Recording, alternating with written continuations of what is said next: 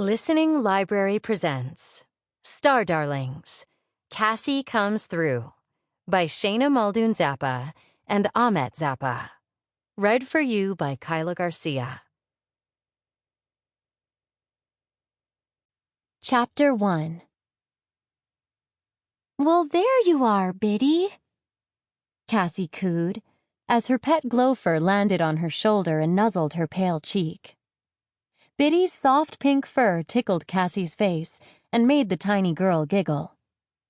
Cassie smiled at the little creature in the mirror as she finished twisting her long, glimmering pinkish-white hair into a second pigtail bun, fastened it in place with a star pin, and reached up to give the creature a quick tickle.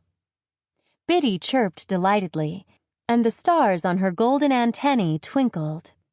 The gopher rewarded Cassie with the song of contentment. Cassie, who had heard it many times before, hummed along. "That's really pretty," someone said. Cassie turned around to find her roommate smiling at her. Sage, freshly gleaming from her sparkle shower, was wrapped in a soft lavender towel that matched her hair and eyes. Cassie nodded in agreement. "Can you believe that gophers have 26 distinct songs?" she asked. "And that each gopher has her own version of each tune? This is one of my favorites, after the Song of Joy and Song of Enchantment, of course." "Yes, I can believe it," said Sage. "Only because you've told me a moonium times." Although Cassie's first impulse was to scowl at Sage, she just rolled her eyes and laughed instead. That was the key to having a pleasant relationship with her roommate. Cassie was beginning to realize that Sage didn't mean to offend. She just liked to say whatever was on her mind. Sage opened her closet door with her wish energy manipulation skills and quickly got dressed behind it. When she emerged, she was wearing a loosely woven shimmery sweater over a long sleeveless dress that flickered and changed color as she moved, exhibiting more shades of purple than Cassie knew existed. Cassie preferred to wear more delicate outfits, mostly in white and pale shades of silver and pink, but she appreciated the bold color of Sage's flowing, comfortable clothes. Sage shook her head in mock seriousness. "Actually, what I really can't believe is you still haven't gotten caught," she said with a laugh. "That's because Biddy and I are very careful," said Cassie, smoothing her silvery tunic with the ruffled hem. Biddy took off from Cassie's shoulder and circled the room, still singing her song. Cassie smiled at Sage. "And because I have a very discreet roommate." Sage nodded from the floor where she crouched, buckling her sparkly sandals. "I am discreet, aren't I?" "You are," said Cassie. She poured Biddy's daily allotment of green globules into a crystal bowl, and Biddy zoomed over, her bright blue gossamer wings fluttering madly as they struggled to hold up the weight of her plump little body. She knocked over a pile of hollow books in her rush to enjoy her breakfast. Cassie had read the Starling Academy student manual from cover to cover and knew quite well that pets were expressly forbidden to live in the student dormitories. She told herself that she had taken Biddy to school with her because the creature would have been lonely back at her Uncle Andreas's mansion. He was away on book tours more often than he was at home. But the truth was that Cassie simply couldn't part with her pet, who had once belonged to Cassie's late mother. When Biddy sang her evening song, Cassie was reminded that her mother had fallen asleep to the very same tune many star years ago.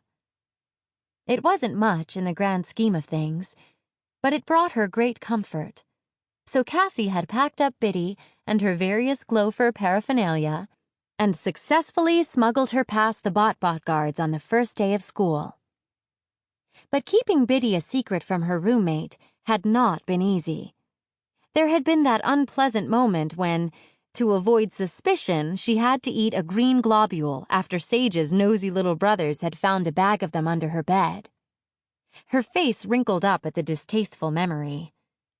And there had been the time when Sage woke to Biddy singing, and tried to convince Cassie that she and her stellar voice needed to join the Star Choir. Cassie's voice was actually quite mediocre, so she had feigned a sore throat, missing tryouts. But it turned out that Sage had already guessed Cassie's secret and accepted her small and furry extra roommate. Cassie had had another stressful period during the time when she and Sage hadn't been getting along, and she had grown nervous that her roommate might turn her in. But Sage had proved to be a loyal roommate, even when the two were bickering. It was those flowers, thought Cassie, staring at the spot where the vase had sat, its coral blooms fragrant, enticing, and perpetually fresh and dewy. But Cassie had had a feeling that something was not quite right with them, and her hunches were often correct. There was suddenly a lot of tension in the room, and Cassie had realized that she could just not get along with her roommate. In a moment of impulse, she had grabbed the flowers and tossed them into the vanishing garbage can, and things had returned to normal between them. And then she had convinced Vega that they should bring her flowers to the botany lab.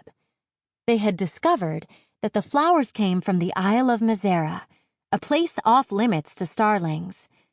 But who had sent them? And why?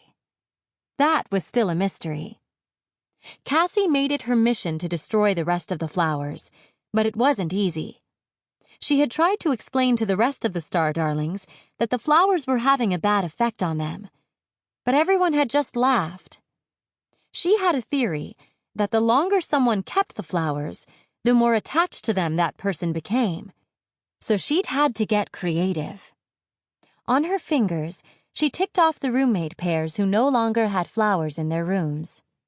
Vega and Piper's flowers were still sealed in the botany lab, awaiting more testing. She had tossed Gemma and Libby's when they were in the middle of a heated argument over who had forgotten to turn off the sparkle shower. She had only been able to convince Tessa to get rid of the flowers once she told her that their strong odor interfered with the delicious smells of her baking.